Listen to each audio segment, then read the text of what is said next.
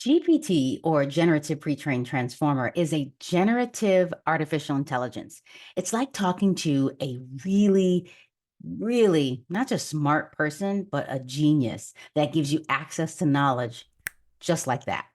So when I log into ChatGPT, I am going to log into the free version because everyone has access to it. And we're going to ask it a few questions. I'm going to come from the educator's perspective so that you can see how it can enhance your classroom. This is the actual GPT, the free version. When you log in, I'm going to sign out so you can see what this looks like. But when you log in, you can hit sign up or log in. I'm just going to select log in. I'm going to log in with my Google account. Now, this is the free version because I don't pay for this. That's $20 a month. Totally worth it.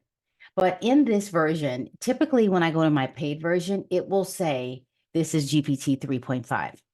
You can, it gives you an option to upgrade here. And then you can have a temporary chat, meaning it's not going to save your information. What does that look like? When I go over to the sidebar, it gives me all of these previous chats that I had, or I can close that sidebar. I also get GPTs. Now that's a lot to think about right now. And you can set that aside. And if you want to watch this video here, I explain a GPT and how to create a GPT. But we're going to use this information here. Now, one of the things that in my 3.5 for my paid version, I typically don't get this paperclip. That paperclip is for paid version. So this is a new thing. I don't know if it's temporary and you can only get it for 30 days, but I can upload a file here. If you are a teacher, you're in the education arena or anywhere, ask it a question so it can help you become efficient and proficient. So I'm just going to ask it to create a lesson plan that helps me integrate life science in kindergarten. Just something simple. I say it's simple. See how quick and fast this is just fast information. And what I really like about this, and this is typical for this, because this one spits this one out similarly, even in the paid version. But what I like is it gives me objectives. It gives me like exploring the world of plant animals. It gives me a book that I can read, a few books I can read. The only difference here is that I don't see a next generation science standards. And I would want to say, give me a standard. And I just put NGSS. Now it's going to continue. And when it stops, you can tell because this was a little stop sign. I could stop it, or it's an arrow to continue and add whatever you want to add to this actual chat. So now it's giving me a specific standard. So this can make you very efficient as a teacher. You can ask it whatever. Now, if you're not sure what to ask it, it gives you some prompts at the beginning. These are some chat ideas that it will prompt you to help you decide. Maybe you're not sure what to do. So if I go to ChatGPT, it gives me a list of things to do. Sometimes they're a lot more difficult, like what's the programming language behind ChatGPT or Python, or like study vocabulary, make me a personal web page, what to do with kids' art, message to confront a friend, comfort. Now I was thinking confront, okay, comfort, but you could ask it that. Maybe it's a difficult conversation situation, but I recommend that you just click these when you first get in here so you can kind of see what it's doing.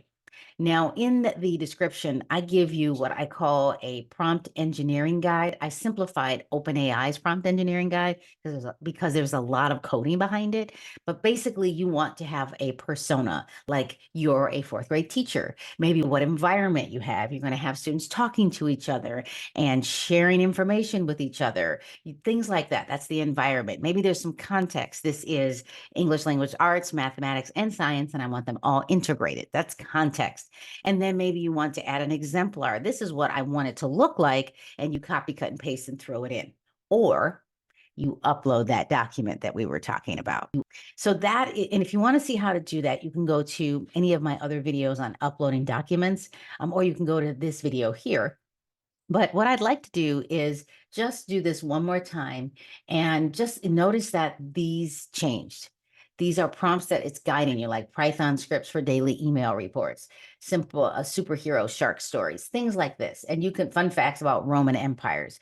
Whatever your context is as a teacher or even a principal, how can I take this professional development based on this book and integrate it so that we can become very efficient as educators? Maybe it's the science of learning, something like that.